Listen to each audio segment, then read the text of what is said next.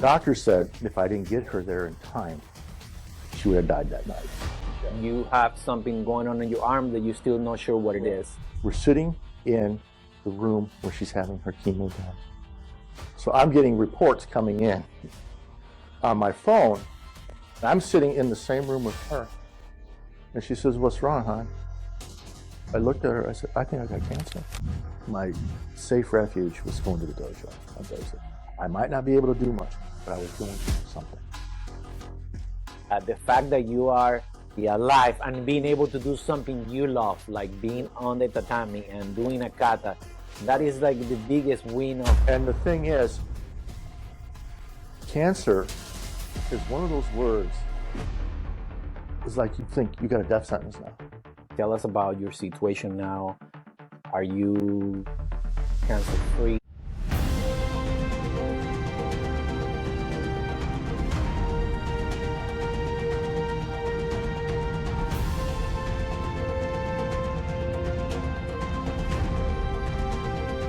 David, you are a competitor and you are a successful martial artist. You have an amazing story to tell, and part of it is a sad story, and I know it might be kind of hard to go through it. To start, just walk me through the time that you were preparing for that event that was going to happen. Well, back in 2024, I received notification that I qualified for the state championship in Maine. So I'm training hard and everything was going good until November 19th. November 19th was really a wake-up call. And I'm going to simplify this. When I say my wife, she's also my coach. So you had a relationship where it's not a wife, it's a coach, and you guys spend so much time, everything together. So we were having lunch and she started getting sick. And I said, I'm going to rush you to the emergency room. Got her to the emergency room. She was jaundiced and she was not well. So they did a scan on her. They found a tumor blocking her bile duct. Well, she was admitted to the hospital. It turned out to be stage 3 cancer. That was a complete surprise. The doctor said if I didn't get her there in time, she would have died that night. Before that, we were getting ready to go, like I said, back to Maine, training, everything. Everything was going well until this happened. So 2 weeks in the hospital, it was touch and go, touch and go. 1 minute she was going to die, the next minute she came back, which was a complete, you want to talk about play on your emotions? It's a roller coaster of emotions. Oh, I mean, I can't begin to explain it. So after the 2 weeks, she got stronger and better. And they discharged her. So we're heading home back in December. She was not in good shape. We knew it was coming. Chemo, then the surgery. Beknownst to us, I had a blown bicep muscle because I have gone through this before from exercising and stuff like that. So we kind of know. So when that is happening, you have something going on in your arm that you're still not sure what it is. Right. And what really got me started getting nervous is the feeling in my hand. It wasn't feeling right. So I went to the doctor. He said, "Nah, no problem. We'll get some x-rays and whatever we need. Don't worry." So at 4 o'clock on a Friday, I get a phone call from my doctor. He says, "Let's not worry about it. It's all big words. I'm going to send you to a specialist." So I go to a specialist. He does the biopsy. Meantime, she's starting her chemo treatment in December. So I'm dealing with her issues. Now I'm getting ready to try to figure out what's going on. So we're sitting in, of all places, we're sitting in the room where she's having her chemo done. So I'm getting reports coming in on my phone about the genetic reports. It says soft tissue sarcoma. And I'm sitting in the same room with her. And she says, "What's wrong, hon?" I looked at her, I said, "I think I got cancer." Wow, that is, I don't know what to say. I mean, that is crazy. I a complete utter shock came to me.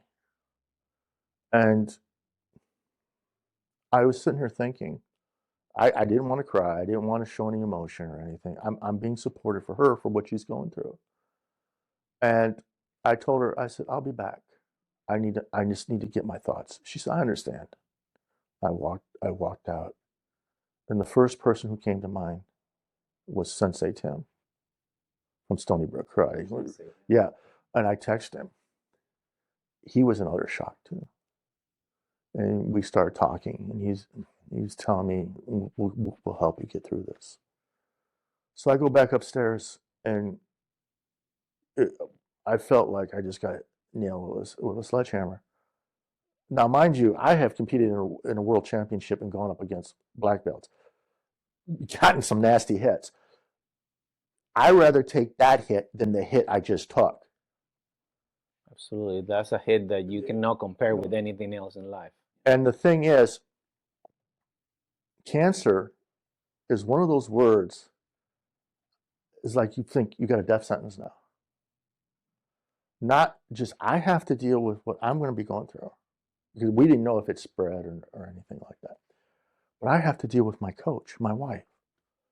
And she was in bad shape.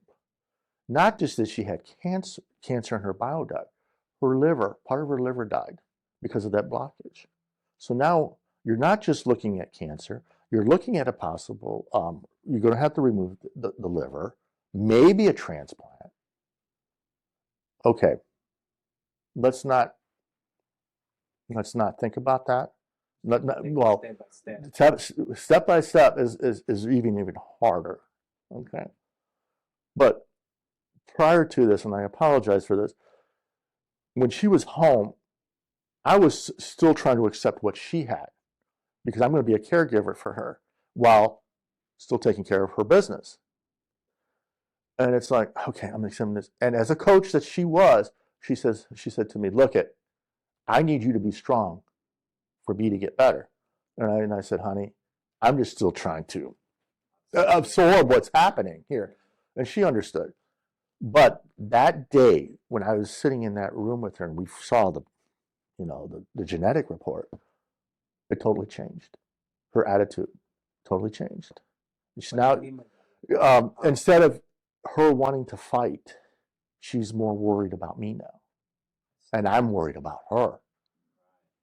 So, February 21st, 3 months to the day you could say that when she was diagnosed, I walked into the office and I said, give it to me straight. What do I have? Because I'm tired of reading these genetic reports. He sat there, quiet. He says, you got cancer, soft tissue sarcoma cancer. Okay, it was like, okay, what are we going to do? And I happened to turn, and she's crying. I was like, don't worry, we're going to be fine. But she's upset. And he says, we have a couple of choices: radiation, chemo, and surgery. Well, chemo's out of the question, because there's no way I can do chemo, because I'm concerned and worried about her. Who's going to take care of her? It's a stage that just being diagnosed with it must be one of the hardest things in the world. But now dealing with the other person being in the same situation, you are worrying about her, she's worrying about you, yes. You worry about you. It's like so many things going on at the same time that I don't know how you would deal with it. Well, like I told people, it's not about me. Okay. I've heard the stories where spouses will leave people because they can't handle the pressure. So we sat and had a conversation that following night. I told her, it's my duty to take care of you as your husband. Okay. Don't ever think I'm going to leave you. I love you too much for that. And it was heartbreaking. And decisions had to be made. So they did the scans. They found it was in one area. It was in the right bicep. So I was going to have my surgery first. So he said, before we have surgery, I'm going to get you set up with an oncologist. That was a headache in itself. I met with him the first time. They said, well, we're going to do chemo first and stuff like that. The kind of chemo that they were talking about is a nasty form of chemo. I would have to be in the hospital for 5 days. 5 days, that's what they're saying. It all depends on who you talk to. And it's continuously given, slowly given and whatever. And I would be on a heart monitor and stuff like that. So hearing all this, I had to judge a lot of things to do. If I do this, who's going to take care of her?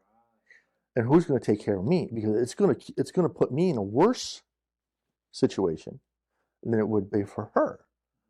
So you're balancing all this out. You're trying to make the right decisions. And so I had to meet him a second time. This was to set up to put a port in. And I'm going to tell him flat out, no. I told him, we can't do it. And he's trying to sell me this. So he got upset and says, well, this is a social issue, and walked right out of the room and left her right there. The practitioner trying to sell me the idea, well, we can try to make this work. You'll be in the hospital. You know, she's doing chemo. You people don't understand this. There's nobody to take care of her while I'm in the hospital for 3 to 5 days, and I got 3 weeks off. I know what she's going through, and this is going to be worse because I'm going to be on a heart monitor and all this. Yeah, you know better than everybody else what she's going through and how much she needs you at that moment. Right. So we walked out. We just walked away. Got up and left. So a week later, I met with the radio oncologist, and he said, if you're not going to do chemo, just do radiation. And of course, my ortho oncologist said, if you're not going to do it, do radiation. I said, that's the best bet. Okay. So, like I said, sacrifices has to be made. Should they actually find it had metastasized, even though the scan showed it, I would not do any more treatments except radiation. If things got bad for me, then it's going to be bad. I'm not going to do anything anymore. And I told her, I said, honey, this is what's going to happen. This is before the cancer. If you need anything, blood, tissue from any other part of my body, part of my liver, it's yours. I don't care. Take it. Well, guess what? Cancer said, no. But I had to make a decision that I have to limit my treatments. I have to stay healthy for her, and chemo would not let me do it. She is top priority. Whatever I do, she is priority. I'll take care of myself. We'll have it cut out and we'll have it radiated, and that's it. And I said, okay, fine. We're not going to do it. He was actually a lot more accepted to what my wishes were in comparison to the other doctor.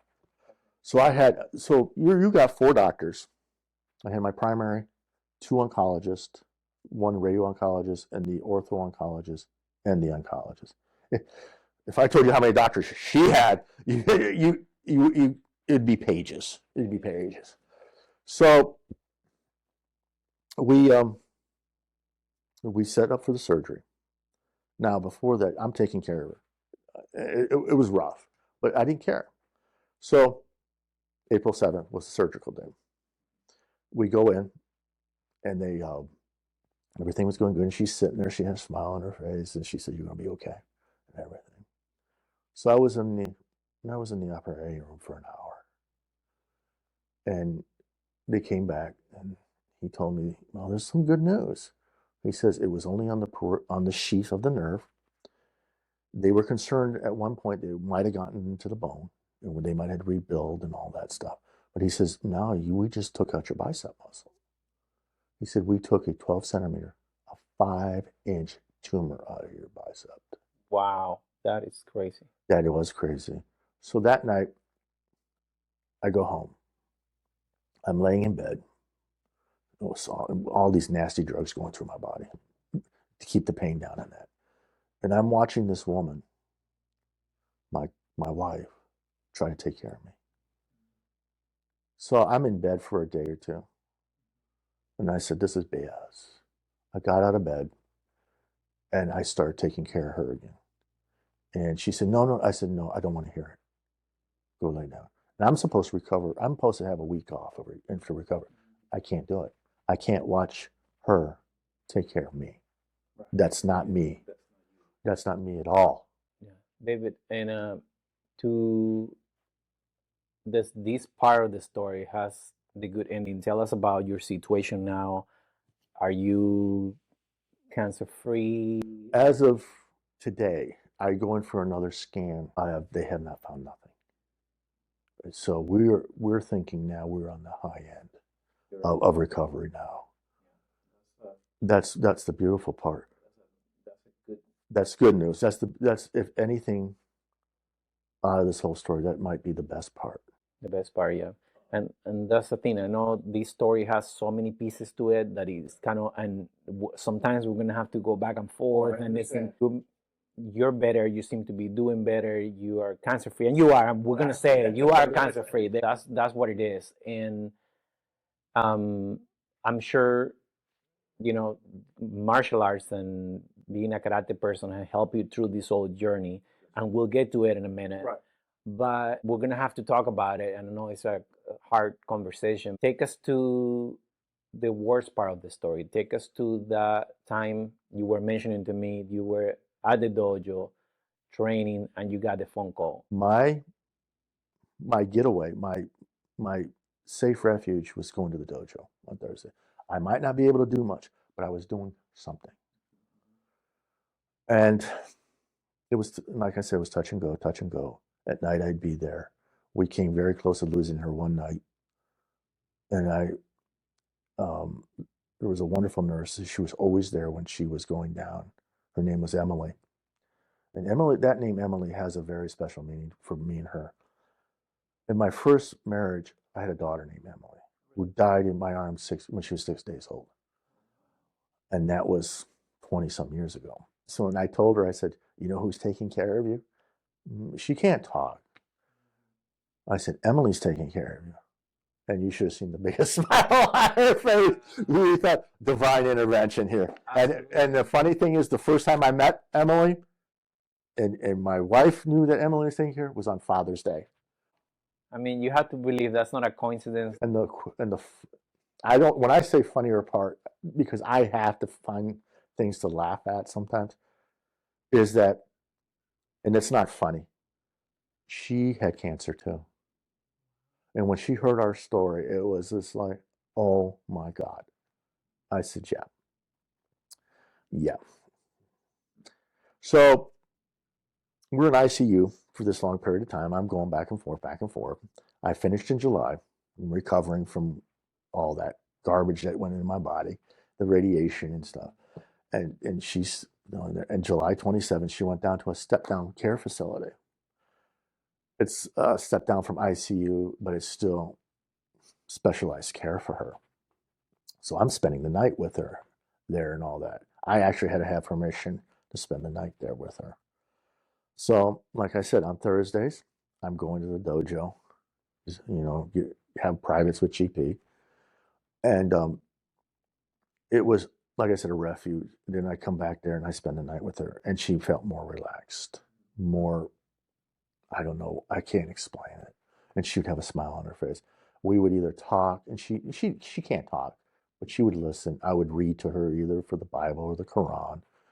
And she felt at peace. And I would put the headphones on and play music for her. So when I fell asleep, she goes to sleep. When I'm awake, she wakes up.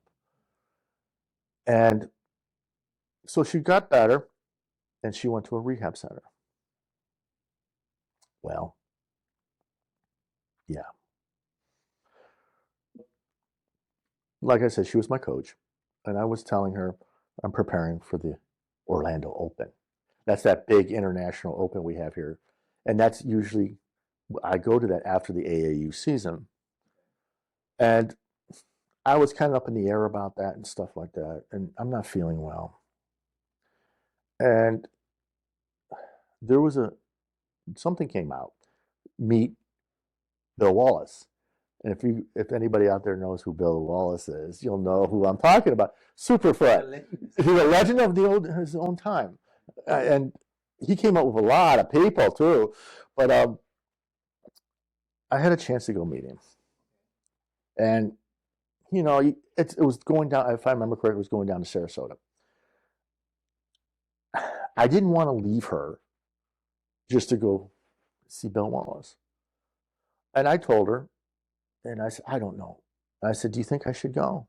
She said, yes. And that look on her face as a coach, oh boy, yes, go. That's the coach speaking. And also the wife, because he wanted you to do something for you and be happy and find something on those times. And of course, Sensei Tim says, you're going, right?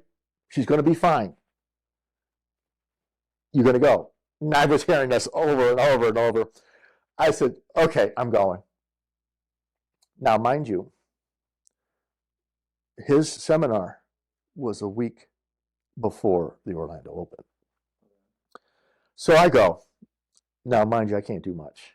I mean, I just had this gaping thing taken out of my heart, and I'm recovering from radiation. So I'm doing the best I can.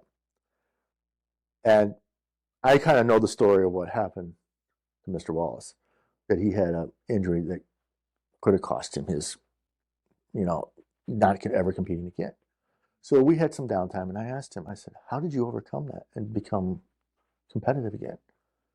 He took his finger and tapped the side of my head and didn't say a word. And he smiled. I knew what he meant. It says it's up here in the mind. That stuck with me. So we worked out and everything. And he saw the scar, and he just couldn't believe it. So that was great. That was good. And I come back, and I'm staying with her again, and of course, training. So I go to Orlando Open the following week. Nobody at the tournament except the people from my dojo know what's going on. Know anything about it. Yeah. GP, and of course, Shani, they knew that I'm recovering, and radiation did take a toll on me. I'm still trying to recover, but they don't care. So I automatically go to the medal round. I got the bye, medal round. And like I said, I'm not feeling, but I'm also looking, because she's there at every tournament. And not to have her there, I don't know what was worse. And, in martial arts, it teaches us to overcome things. But this is something you can't overcome mentally. I tried my, sorry to say, damnedest to do it. But like I said, Sensei GP and Sensei Shani were there. They said, no, we're going to be there for you. So we competed. I competed against the guy from India. I lost to him. I lost to him. We came in second place. To me, I kind of felt like I didn't win. I wanted, you get in that mind. You're so competitive. You want the gold. Okay. Hey, just to get here was a big thing. Absolutely. When you're in the moment, because you're a competitor, you want that gold medal, and that's what you're thinking about. But you have a bigger medal than that. The fact that you are cancer-free, alive, and being able to do something you love, like being on the tatami and doing a kata, that is like the biggest win of everything, right? Right. And they kept saying it was like you were looking for something when you were competing. I said, I didn't know that. I'm trying my hardest. They're overcoming everything. But, okay, silver. Okay. So I get back, and I showed her new jacket. It said Coach Lena on it. And she smiled. She was so happy. I said, I got a bigger surprise for you. And giving me that look. Now, mind you, she can't talk, but facial expressions speaks 1,000 words, okay? I said, I got a bigger surprise for you. I pulled out that silver medal. I said, this is for you. It's not for me. It's for you. Because usually she jumps my back if I don't get gold, okay? But that's because she knows how I am. She knows everything, and she critiques. She's like a dragon mommy. You know, I joke around. I said, "You're the dragon coach." She goes, when she was better and all that. She says, "Yeah, I know because I know you can do better." Right. She just want to make you better. And I said, don't stand around when I'm doing side practice. She said, "Is that a threat?" I said, "No." I said, "It could look like an accident too because your hands get wet." And she said, "Uh-huh, uh-huh." And she says, "Remember the frying pan? That's a joke between us." People will ask, "How do you have such a happy marriage?" I said, jokingly, "Because I let her hit me in the head with a frying pan every once in a while." But getting back to that, she was. It's a joke, but it might work. It's on my word. It was like, oh. She says, you know, I would keep one eye open when you sleep. I said, I know, okay. But the thing is that she was very proud. Very. Absolutely, she should be, and you should be too. Well, when everything finally settles down, I will probably. But pride is not one thing for me. It's we always want perfection in karate. And I think that's my downfall. I always want to be perfect, perfect, perfect, perfect, perfect. It's like the seek for perfection is part of karate, but you have to realize that nobody ever gonna be perfect. It's just the way of you working towards that. That's what it's all about, right? Pushing yourself and being strict to yourself and looking for the little detail that is gonna make you better. Nothing wrong with looking for perfection and going that route, but then you have to realize, okay, there is no perfection. Wow, I mean, I know it's such a big story, and all the points relate to the other one, and that's when I heard your story, I was like, I need to hear it, and I know people need to hear it because it just speaks so loud about what martial arts is about the mindset, about what karate can do for you. Um, so again, and I'm trying to tie this together, and it might be complicated, but let's talk about that night or that time when you got that phone call from the dojo, and then we talk a little bit after you tell us that part of the story about how have you been able to deal with it and how martial arts have helped you in that part of the journey. Um, so October 30th, I'm in the dojo. I'm working out. I'm feeling good and all that. So I leave. I get a phone call. The worst news happens. She passed away. All this hard work, everything, didn't save her. She went in her sleep, thank God. And I walked back into the dojo. I look at Sensei GP. I said, she's gone. He said, what do you mean? She died. So he gave me a hug. He said, I'll tell Tim. I said, okay. So I called because I got a voice message to call him and all that. And I called him back. And he explained everything. I said, okay, I'll be there. So I go home and clean up. I smelled. Get dressed. So Tim met me up there. And he says, you don't care what funeral home she goes to? I said, no. No, I don't care. He said, okay, I'll take care of everything. You just go spend time with her. So this is the hard part. I go in there and I see her. Look, she had a smile on her face.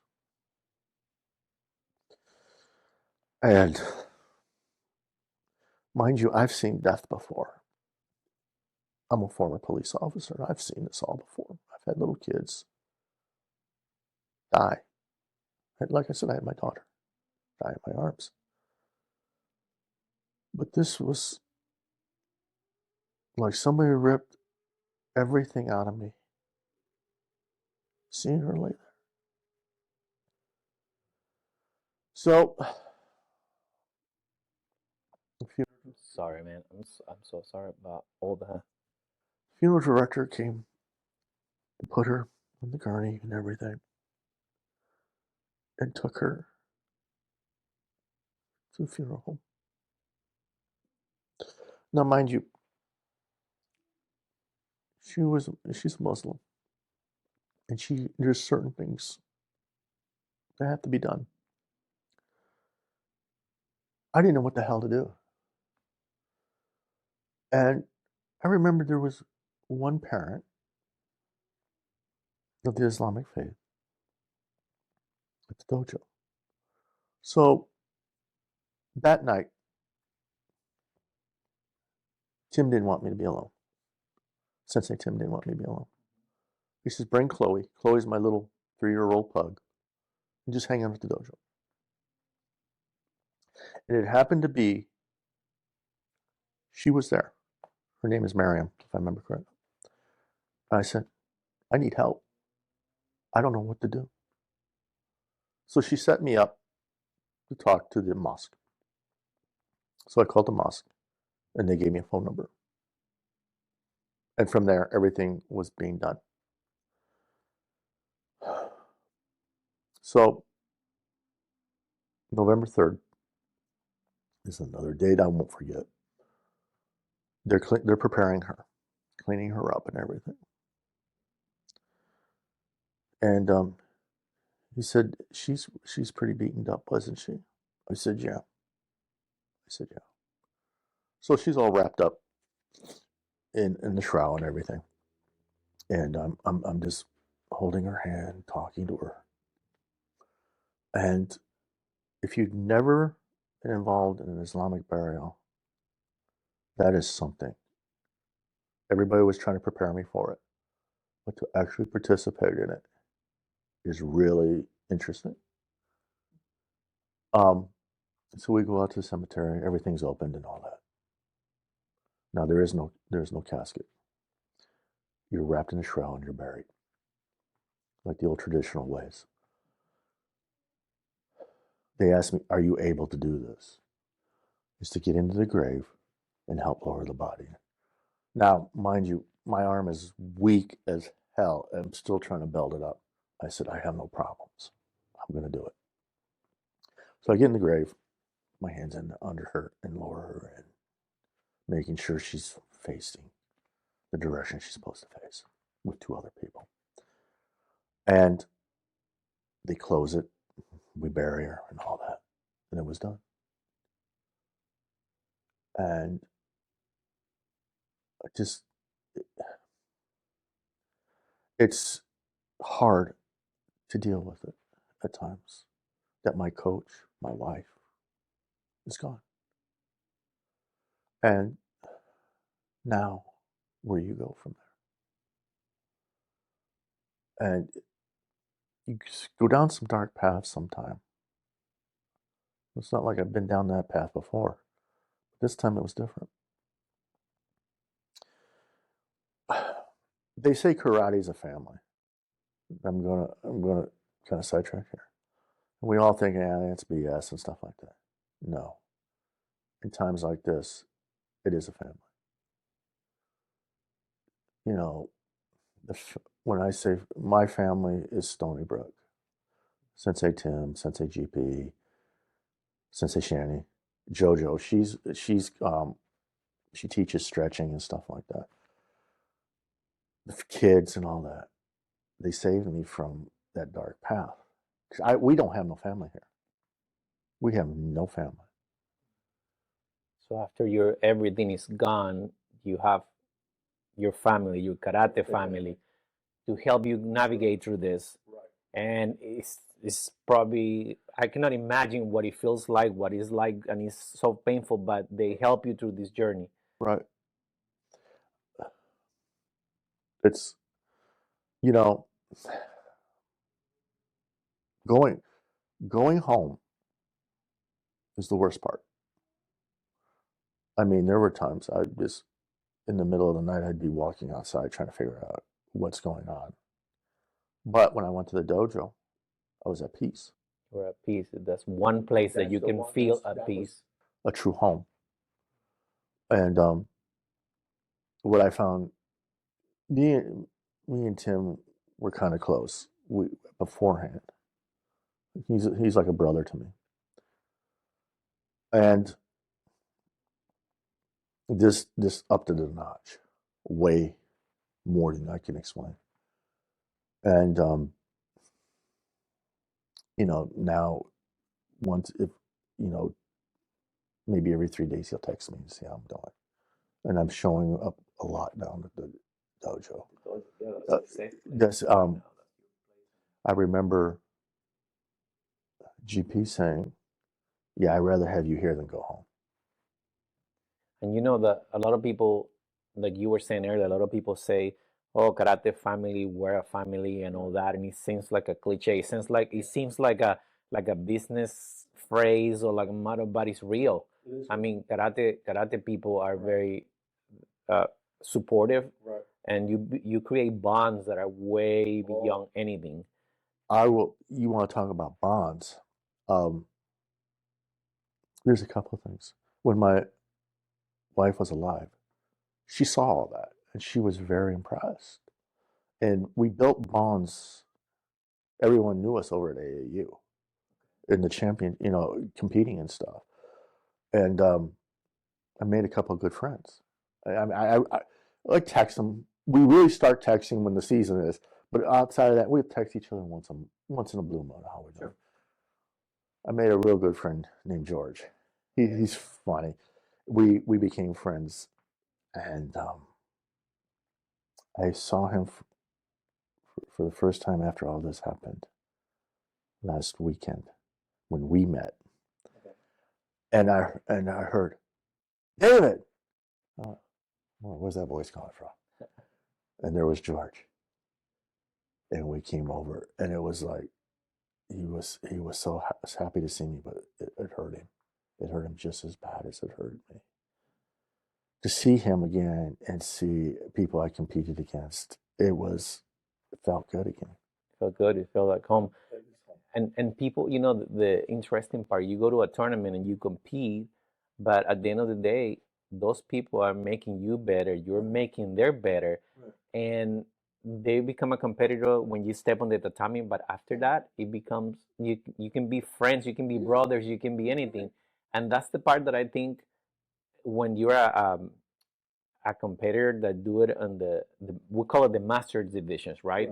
Your division, you see life as a completely different perspective. Life is not about just that tournament, which that's the difference, right? You do karate for life, not just as a competition thing. Right. Where there is nothing right or wrong, but other people are on their stage that they're younger and they just do it as a competition thing. They still don't understand the other part, all the things that karate can do for you. Right. And that's the amazing part. That's when I help assist or I'm around the little kids, I try to instill that to them. I said, you don't want to see the bling. It's beyond the bling.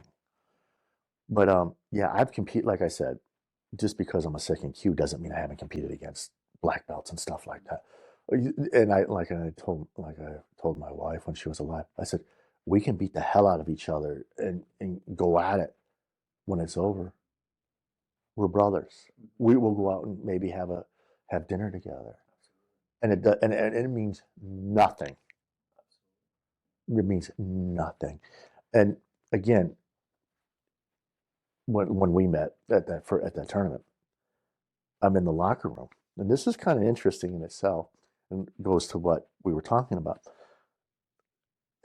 My last tournament was at a nationals. I competed against a black belt. I think, like I said, like we talked, it was a fourth or fifth dan. And I told him, I said, "Hey, I haven't seen you in a while." And we got talking.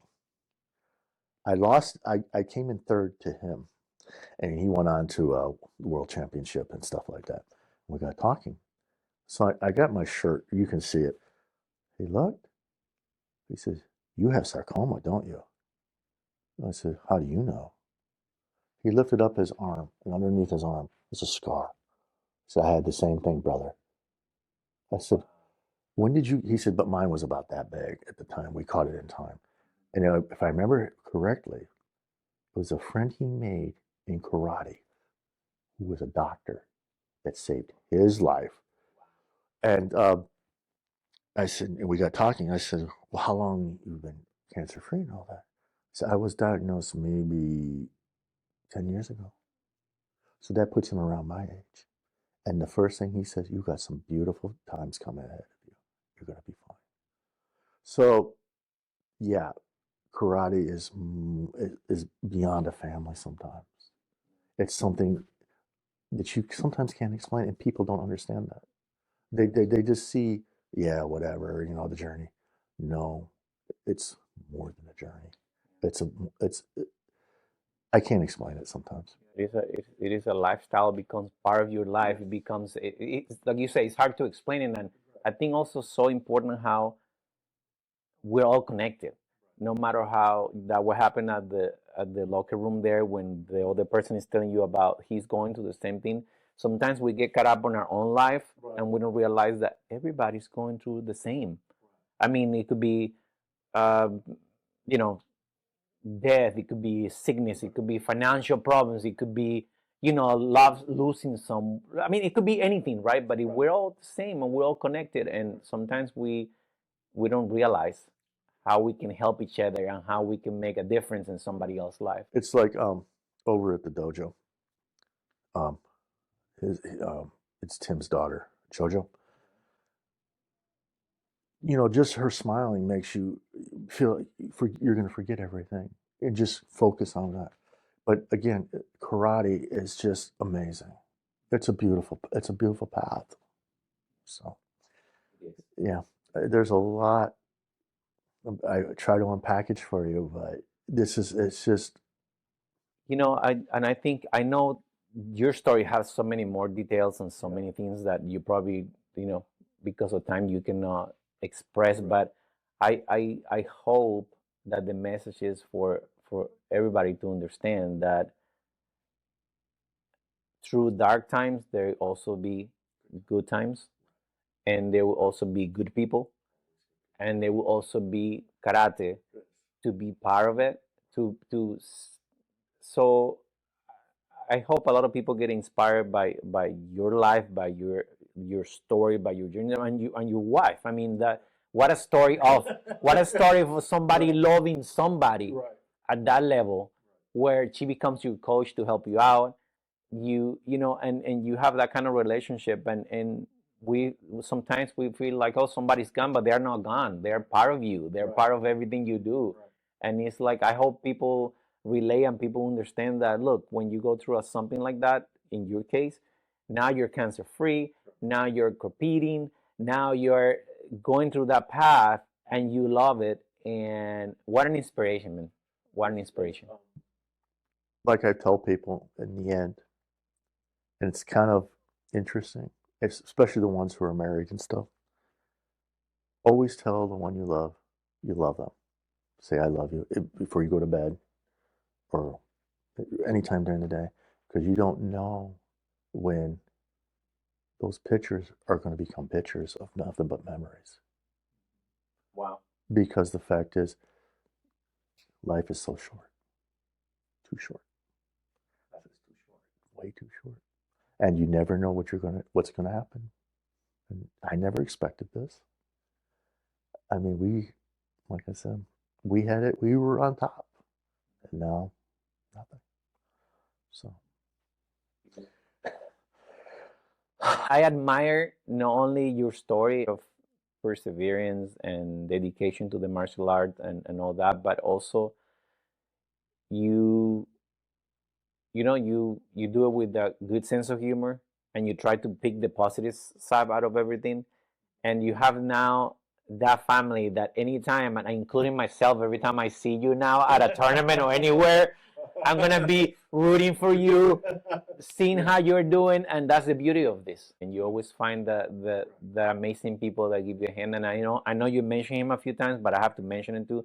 Sensei Tim. I mean, he I mean, he seems like such a great human being that he, and that's what I say, you know, karate, sure, karate, a lot of people have a karate school because, you know, it's a way to also make money and support themselves. But most people that teach it, there is a passion there that goes above and beyond anything that has to do with money. Is they want to give something, and I'm sure since the team, and it looks like his old dojo, it's not just him. Right. They do that. They it's about giving, and it's about helping, and it's about being there, way beyond any monetary anything. And we've talked to me and Sensei Tim and GP, and that it's just not. I have set up a scholarship fund in my wife's name. We're still working on it for people going to college. But I've also, on the side, I don't tell the kids anything. There's only a few people that know this. I set up a scholarship fund for kids inside the dojo, the ones that might have issues, financial issues, and that. No, this is the first year I did this. I picked two that are you know, might have financial issues, and that to me that's no big deal. I'll support them to become who they want to be. They get the scholarship is to make sure if they want to spend training time with Sensei Tim, taken care of. There's one right now that I'm looking at sending to New York when all of it's done. They compete in New York, and she's all excited. Wow. So yeah, like I said, karate has really, it's become a way of life, but also I want to give back. She wanted to give back, but her scholarship fund is just for people who are going to go to college, but it's in the karate family. So I'm looking at maybe hooking up with AAU to do this, or NKF or whatever. Right. Any organization, any place that you can expose it. Impressed with karate. She never thought that this is the kind of people that are. What an amazing story. I mean, I said, you know, you're doing amazing things. You are helping other people. You are going through a lot of things, but your karate family is there. Yes. Your karate family is there, and now everybody that will watch this will be more than happy to see you competing, see you doing your thing, and I wish you all the best. I appreciate your time. I thank you for letting me say what I had to say. No, thank you, David. Thank you. You're like a great example for all of us. So keep at it, man. I know it's hard, but keep doing it, and we all appreciate it. I just want people to know, just don't give up. No matter what you're going to face, don't give up. Especially you guys out there and competitors, you don't give up on the when you compete. Don't give up on when you're off the mat. Don't give up. Don't ever give up, because that little bit of hope will get you through. Absolutely. Thank you, David. Thank you so much.